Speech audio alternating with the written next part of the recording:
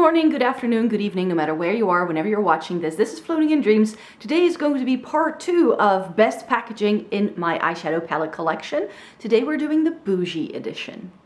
Welcome to everybody watching today. Thank you so very much for joining me. In one of my previous videos that I did this month, I was discussing my favorite eyeshadow palette packaging, and I realized that when I like packaging, it's more so because it's practical and easy to use. And I didn't really feature a lot of things in there that were just pretty. And some people were mentioning some packaging they love in the comments. And today's video is therefore going to be a part 2 because I was like, I also want to show you just some pretty packaging. And that's also going to feature a couple of the brands that some of you mentioned. In case you're new here, hi, my name is Mike. I live in the Netherlands. I like to come on here to chat about eyeshadow palettes, essence and Catrice reviews, and getting the use out of my makeup. And because I have fair skin with a cool to neutral undertone, I deem myself a snow angel. So if you'd like to join the Snow Angel Club, then definitely click subscribe below and join my little family on here.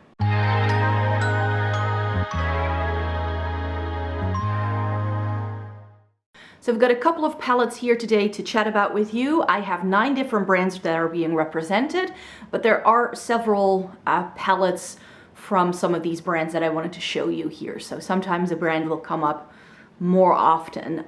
This is all the pretty packaging that I really love and adore because it's pretty, but sometimes it doesn't make the packaging very easy to use. And let me just kick things off straight away. Miss Pat McGrath. Now normally when I show these palettes in videos, I have already unwrapped the box so it's easier for me to take things out. I just grabbed one of the Motherships I have. So you need to take off this thing. Then you need to open the box, which I'm going to do here on my couch so I can't drop anything. And then you have the palette inside it, which is really heavy. So this is what the box comes with. And then there's an inlay with the names of the shades inside the box.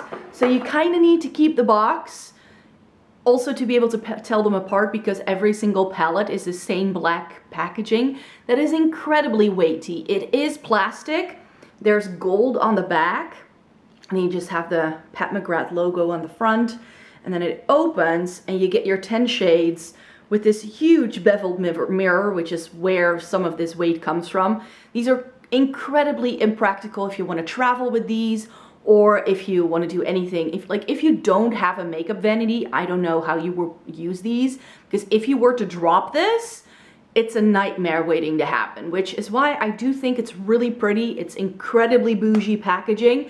It feels really, really incredibly heavy duty, but I wouldn't travel with these. I wouldn't risk taking these anywhere near children, or if you have like pets, like cats who might knock something off a table. Like, this is something you use and then you need to put it in the back in the box straight away just in case nothing happens to it. And because these are so heavy, what has happened to some of my boxes, I'm not sure if you can see, but some of the boxes actually came broken because in transit, as they are coming my way, the palette inside the box just is being banged around so much that the heavy, like just the weight of the palette itself just breaks this outer cardboard packaging. And that's happened to 3 of my boxes, and this one has it too. So while I really appreciate it, like, look at how pretty this design is. It's incredibly pretty, but it's so highly impractical that I feel that that's almost like holding me back from buying more of these because it takes up a lot of space in your makeup collection. These are incredibly difficult to store, especially if you keep the boxes around, but that's the only way to really tell them apart.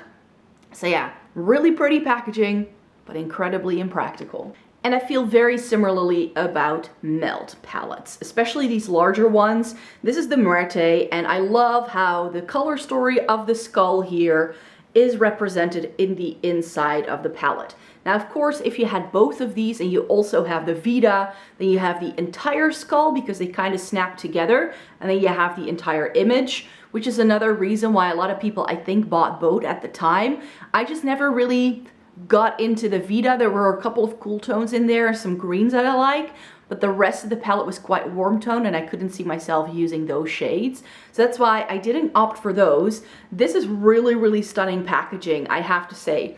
But like with the Pat McGrath, this is quite heavy And these are just a little bit of a weird size. They're very long. I prefer the melt palettes that have 8 pans because those are a little easier to manage.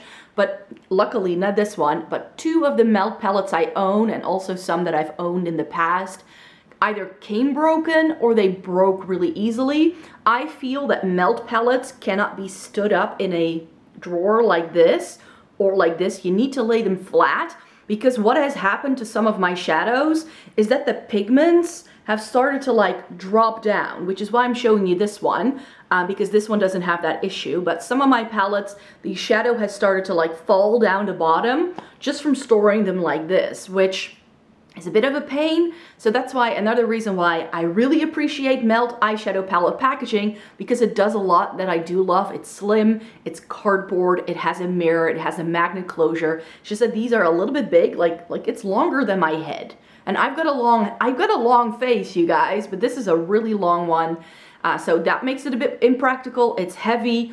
And the shadows aren't very well protected in this either, because of how many melt palettes have come shattered to me, as well as just the shadows just dropping. And this has never happened to me, luckily, but I know that some people who got the first batch of the Gemini, some of their pans also started to rust, and you got a little bit of mold in those pans as well. So there was something in the formula that tarnished the pan.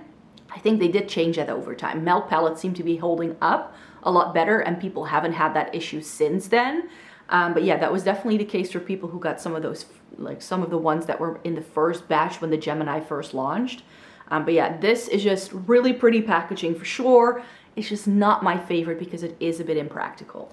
Some people were saying how much they love the old school Too Faced tins as well. This one doesn't have the issue for me, but what I didn't love about this tin packaging is that some of it just looked really kitschy. The chocolate bonbons, the pink one that they did, really lovely shades, but the heart shapes just, I didn't like it. I didn't like it at all. I remember everybody going like, oh look, it's really cute packaging. I didn't like it. And when we talk packaging, maybe we should also talk about scents. Too Faced put scents in all of those eyeshadows for a while as well. I couldn't open my Sweet Peach for like a year and a half straight after I got it because of how strong it smelled. And I am doing my makeup early in the morning when I get ready for work, so that was 6 a.m. wake up calls. And when I do my makeup at 6 a.m. in the morning, I don't want to smell chemical peach. I just don't. The same thing with the gingerbread and Olo chocolate palettes. I just don't love smelling that when I use it early in the morning when I first wake up. It's just not a thing I like. And when it comes to the packaging itself, what I've never liked in the earlier ones is how, like this, that's why I like this one, because this is my favorite one, is how they had like the larger pans at the bottom and at the top, which seemed pretty random, like, oh, you're gonna use a lot of this shade, and then nobody started using them anymore because everybody had those shades a million times over in their collection. But my biggest pet peeve with Too Faced packaging is that the magnet isn't strong enough. So again, I don't have the palettes anymore that this has happened to, I believe. Maybe one of them still has it, but you'll see when I show you my entire eyeshadow palette collection for sure, that some of them actually got nicked from my nails being a bit long. And then because I laid them down flat on my table and then I wanted to pick it up, some of the magnets weren't strong enough and they would just pop open and my fingernail would slip inside and I would nick one of the shadows. I'm like, it was really, really bugging me. And I think it happened to 2 or 3 of my chocolate bar palettes that I used to own. I have since reorganized the gingerbread, the sweet peach, and the original chocolate bar into this palette. So this is not how the gingerbread extra spicy came, or is this, no, this is just gingerbread spice. Yeah, I've taken shades from those 3 palettes and popped them into one palette. So I've reorganized it. You can use a hair dryer to loosen up the glue, and then you can use a makeup spatula or a pin to lift out the pans. So that's how you can repot these in case you were also hoping you could reorganize those color stories. So that's what I did to mine. That's why I put it in this packaging, because I really like the gingerbread design. But for me, there was just a lot I didn't love about Too Faced packaging. A palette that deserves more love in my collection, the Tarte High Tides and Good Vibes eyeshadow palette. I mean, I love the Tartelette ones, and I was hoping I would love this as much as my Tartelette in Bloom. This has not gotten a lot of use, but it's so cute. We've got the turtle, we've got like the seaweed, and then we have water that moves around. I mean, it's really pretty. That's definitely what sucked me into buying this as well. When we open it up, it's got a really nice size mirror. It's again a little bit heavy. It's plastic packaging, which is not my favorite. It's got a clasp. It's got the gold design on the inside, so I'm trying not to blind you. And then I do really like the layout of this as well, because it's got 4 pressed glitters in the middle. These are the only pressed glitters in my eyeshadow palette collection that I like. These are workable, they don't hurt my eyes, they don't go everywhere. I don't know what they did with these pressed glitters, but these are good pressed glitters. This is long since discontinued. We've got some blues, then we have a warm tone here, and then we get some neutral. So these are like pinky shades, pinky corals. Really, really stunning eyeshadows. I was able to pull some really stunning looks out of it. I haven't gone back to it since, so this is one of those like forgotten palettes in my collection. I was definitely sucked in because of how pretty this design is. I'm not gonna lie, like it's just pretty. And I don't know, I believe the water used to be lower, I don't know, but you can see that it's like, it kind of moves around like that. And I was afraid that the front, that it would rub off really easily like it does with some of the palettes that have this metallic design, but mine hasn't, even though I do take it in and out of a drawer from time to time, so it hasn't gotten damaged or scratched at all, which is a feat. Speaking of pretty packaging that has things moving around, Essence and Catrice did a limited edition eyeshadow palette collection a couple years ago, and 2 of the Essence palettes came with glitter that moves around. This is the Essence Silver Glitter Show eyeshadow palette. It comes with this plastic sleeve, but I don't even know why I kept it, but most of the information is on there, so I did. And then you get the glitters that if you like shake it up, it starts to fall. It's really, really pretty. Inside, we get this frustration. And then we get some really cool, really cool toned eyeshadows that are really good. These are some of the best eyeshadows Essence has ever done. So that's why I keep it around in a Makeup Memories box, also because of the pretty packaging. They also did a pink and gold version of this, which I've kept around just for the packaging for a few years as well. It was like, I already have this one, so I don't need to keep that one around. But I believe that one was gold, and then the glitters in the front were pink, so that one actually was perhaps a little bit prettier. It's sort of like the Stila palettes, the way this is laid out. I'm not sure if you remember those. That was some pretty packaging as well. I got rid of mine though. Oh, I need to put it in the other way around. But then you have that flimsy bit of like with the names, and then you have that sleeve. It's pretty, but it's not very practical, and this is also pretty big and bulky. I was surprised, or well, maybe I wasn't surprised, but quite a lot of people mentioned Viseart as having their favorite packaging. I love Viseart eyeshadow, but I hate the packaging of this. I love how it's slim. I love that we get a mirror. I love that these have removable pans, but this. Flap, flap, and then you need to lay it out like that. I'm pretty sure that what you can do with this is that you can sit it like this, but then you need to go back and front. Like, how do you use the mirror if you also want to use the shadows? You can't. So for me, I'm like, what's up with this? What's this? I don't get it. I really don't. So I like how slim it is. I like we get a magnet. I like that, especially these larger, like later ones, that the packaging design kind of matches what we've got going on inside. I love all of that. And I love the shades. But this packaging, like also showing it in videos, like how you have to do it like this, because that mirror is otherwise going to blind people. And I don't love the mirrors in Viseart palettes. Like, they're very small and not very user-friendly, I feel. So this really stunning palette, this is the Violette Tendu that I'm showing you, but I just don't find it that practical. I mean, if this flap wasn't there and it would just close like this, like just like that, just make the palette like a hair bigger so that the magnet can be in front, and then I would be much happier with this. Maybe a bit of a pet peeve, but yeah, it's got a lot going for it, but I don't like it. And then when you lay it flat on your makeup table, it's like this. Like, look at how much space that takes up, because we have this extra little flap that just, it doesn't need to be there. It really doesn't. Another brand that popped up a lot in the comments of people saying, oh, I really like their packaging, was Kaleidos. Now this is the Futurism one, which was discontinued, and yes, this is very pretty, stunning packaging. But like Viseart, it opens like this. Now mine has repressed Beauty Bay Wilderness shadows in because I didn't love this color story because I already had it a few times over. So I broke up these shadows, but because I love the packaging, I decided to just put other shadows inside it. And these shades go with this palette very well, I felt. But this is just like, also trying to show this in videos, like you have to go like this because if that mirror, like, again, and this mirror, too slim, you can't do anything with it.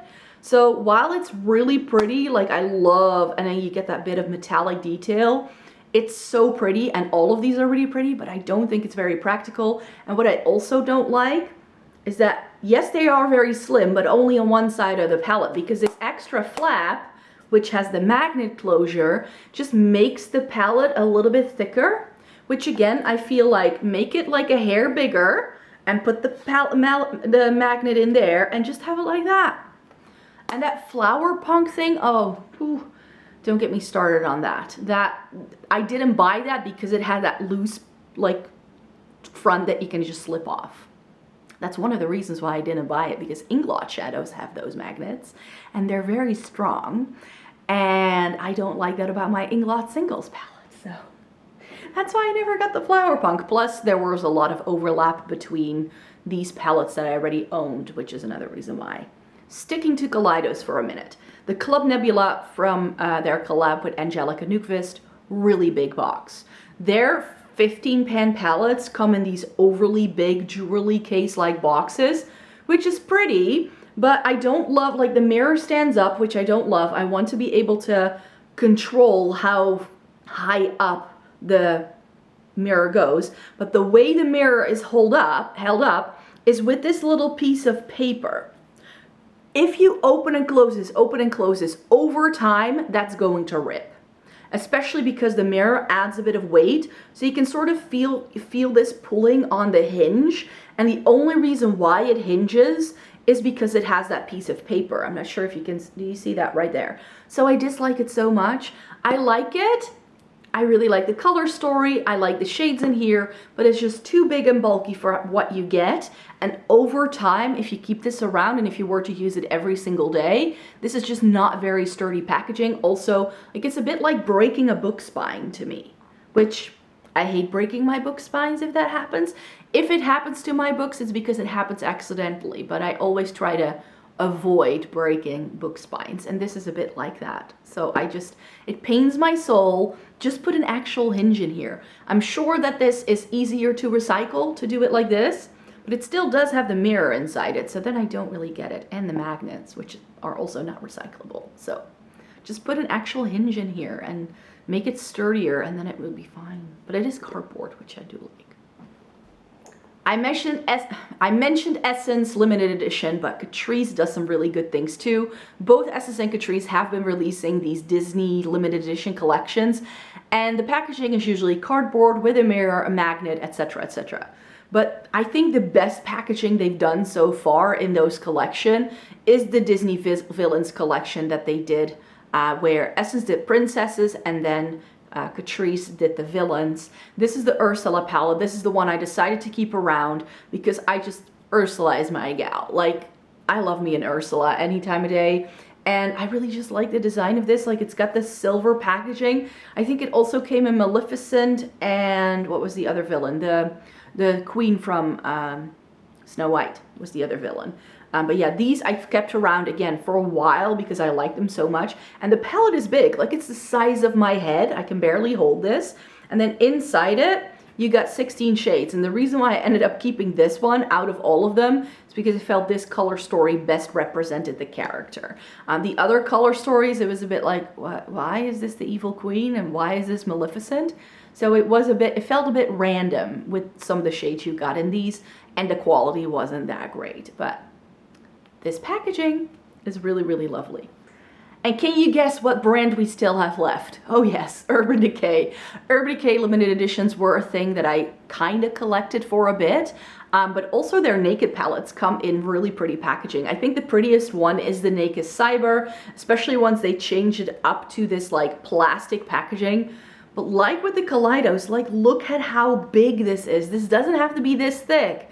Maybe it does because it is plastic, and maybe if you make the plastic a bit thicker that it's easier to like keep shadow safe. I feel cardboard is usually easier to make it thinner or something like that. I don't know. But yeah, the front of this with like those pretty pastel-y shades, and I feel that the shades we get in the front are also some of the shades that we get in the palette itself. I like that this has a white background, really easy. You do get a mirror. There was a space here for a brush, which is probably why the palette has to be so thick, so that the brush can lay in here. But who uses a brush that they get when they make a palette? I don't. I never have. The double-ended ones that you got with naked palettes were pretty okay. I used them as part of my travel brush sets for a while for sure, but they're just not my favorite. But yeah, this, I just think it's really stunning packaging. I just wish that they had stuck to the tins, or the Naked One style palette, I think is the best naked palette packaging. However, it did have that velvety texture, so that wasn't great, but if they had changed that to like a fabric that you can wipe down, like with the ABH Nouveau, I would have liked that a lot better actually. So yeah, the naked palettes, lovely packaging, be it a bit bulky, but it's very satisfying if you have a few of them. The way they sit in your drawer, like I have quite a few like palettes that are this like rectangular size. The ABH palettes in the velvet packaging, my Urban Decay naked palettes, my Too Faced palettes, my Zoeva palettes, and they all line up perfectly in my makeup drawer, and that's really satisfying to take a look at, but these are a little bit like thick and bulky. Then for some of my favorite limited edition packaging that they've done, who remembers this one? A lot of people seem to not remember what this is called. This is the Heavy Metals palette, and this pops out to the side, and then it's got a mirror in the middle, and this is also very mirrored, and this is beveled, so you can just see how bulky that is, and then when you push it out, it's like a tray that you can lay down, but you got that mirror in the middle, which is super annoying, and then you get the shadows on the different sides. It was definitely something different, the way they laid this one out. I haven't seen many palettes doing anything like this again, probably because a lot of people didn't like it, and this one does stay put. I'm going to show you another eyeshadow palette from Urban Decay that I've had for years that doesn't even close. Pretty packaging, but it doesn't close. But yeah, this one still like snaps. There's a bit of a snap there, so it does stay put. It doesn't like slide out of there. There's a couple of other palettes that I'm not sharing with you today, but yeah, I think these are like the main ones. And you'll see some of these in my eyeshadow palette collection video, of course. Then I'm going to show you every palette I have. And there's quite a lot of them. I actually counted them again the other day. There's over 250. But this was what I was referencing in my previous video. So Urban Decay did this kind of packaging for a while. I forgot the name of it, but someone in the comments helped me to remember that they were called the Book of Shadows. And so what these palettes all had was this flap top where there was a pop-up of some kind. And then in this one, this is the Alice in Wonderland Through the Looking Glass one, in case you're wondering. And then you got this pop-up thing. This is the butterfly. And then you have your mirror right there, which has the design as well. And this was for the Through the Looking Glass video, movie, of course. And then you just get the tray that you can pull out. And then a lot of those other Book of Shadows palettes actually had space for like an eyeliner and like a lip gloss or something usually. And then you got like 12 shadows. This is just all shadow, and each column here represents a character in the movie. So I believe this is Alice in Wonderland. This is Alice herself. The Mad Hatter, I believe this was the Red Queen, and this was Time in that video, in that movie, I don't know. And this was, I believe, her sister or whoever, like that other queen that was in there. Wasn't that Anne Hathaway who played her? I've only seen the movie once, so I don't really remember, and it was a long time ago. But yeah, it still has some really pretty shades. I really like this one at the top, and some of these like murky shades over here I like. Urban Decay is just really good at doing these like grungy, murky shades, but for years, their palettes just didn't have color stories. So you just have a bunch of like single shades that work really well, but the color story as a whole doesn't really come together. So yeah, this is incredibly bulky, weird packaging that is just difficult to store, especially if you were to have a couple of these. The Game of Thrones palette was of course laid out in a similar fashion with a flap where you had the pop-up Iron Throne and then also like I think a pull out from the side. So that's why I just ended up not buying that, because it was like, yeah, it's pretty packaging, but I'm not a huge Game of Thrones stan. In fact, I've never watched it. I've never read it. I know. They're already doing a spin-off series on HBO now, and I'm like, So yeah, I really like this packaging design. It's really pretty. It's just bulky. It's bulky and very impractical. And then we get the Vice palettes. I only have one example here to show you. This is my favorite one. This is the Vice 4. A lot of people always forget, if they still have them, what these were called, but this is the 4th one, and you can see that oil slick design. It is like an overlay of some sort, so you can like actually stick your finger in there. But yeah, and then this is what I mean with this not having a color story. I mean, you can do a look perhaps with each row, like that could be a look, but as a whole, there's just not a lot of rhyme or reason to these shades. Like, we just grabbed a couple of shades we liked and put it in there. We get a really big size mirror, and this just kind of snapshot. It doesn't have like a magnet or anything. It's just the hinges that actually keep it closed. So this is a pretty nice packaging. It's not too thick. So that's why I think from all of the limited edition palettes that I have from Urban Decay, this is probably my favorite packaging. But for how many shades you get, there not being a real color story, these are just a bit cumbersome, but I keep them around because there are singles I just haven't bought because I own these palettes. So maybe I should just like depot them and put them in my singles palettes, but then I have the pretty packaging and then I don't want to wreck the packaging.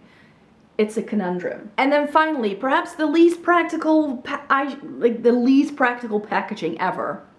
This is gonna blind you. Ready?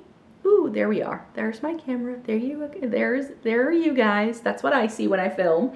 This is the Urban Decay 15th anniversary palette, in case anybody remembers. Look at that design on the side. Look at how big this is. Oh, and then you just get the tray with shadows, which is also purple and like blinding.